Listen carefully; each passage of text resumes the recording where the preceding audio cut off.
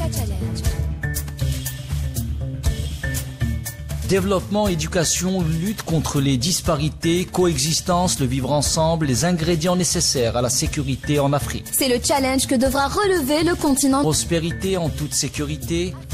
Africa Challenge avec Rima Ruibi. Africa Challenge. Bonjour l'Afrique et bienvenue à Africa Challenge. Le seul moyen de communiquer aisément avec les personnes handicapées auditives, sourdes et malentendantes est l'utilisation des langues des signes. À l'ère de l'intelligence artificielle où les frontières entre le virtuel et le réel s'effacent, le Kenya relève le défi du progrès technologique et innove une fois de plus dans le domaine de l'accessibilité. Alors imaginez un instant un avatar numérique animé par l'IA capable de traduire en temps réel la parole en langue des signes kenyenne. Ce n'est plus de la science-fiction, mais une réalité en pleine émergence dans ce beau pays d'Afrique de l'Est. Et oui, au Kenya, la technologie se met au service de la communication avec l'application nommée TAR 360, traduire des textes et des paroles, voire même des discours officiels en langue des signes devient une réalité. Mais l'innovation kenyenne ne s'arrête pas aux frontières du pays, elle ouvre aussi des perspectives pour tout le continent africain.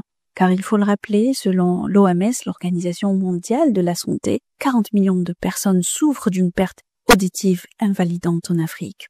Et ce nombre ne cesse d'augmenter si elle n'est pas prise en charge. La perte auditive peut aussi entraîner l'isolement social, la stigmatisation et une baisse de la qualité de vie. Et du point de vue économique, une déficience auditive non traitée fait perdre aux économies africaines près de 27,1 milliards de dollars. Un avatar numérique comme celui-ci pourrait être adapté aux langues des signes d'Afrique du Sud, du Nigeria, du Niger, du Sénégal et de l'Algérie. Chaque pays pourrait développer sa propre version en fonction de sa culture et de ses besoins.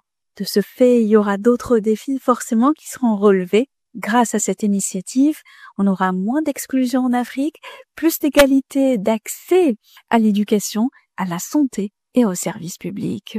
Et au-delà de l'inclusion sociale, il y a aussi un potentiel économique.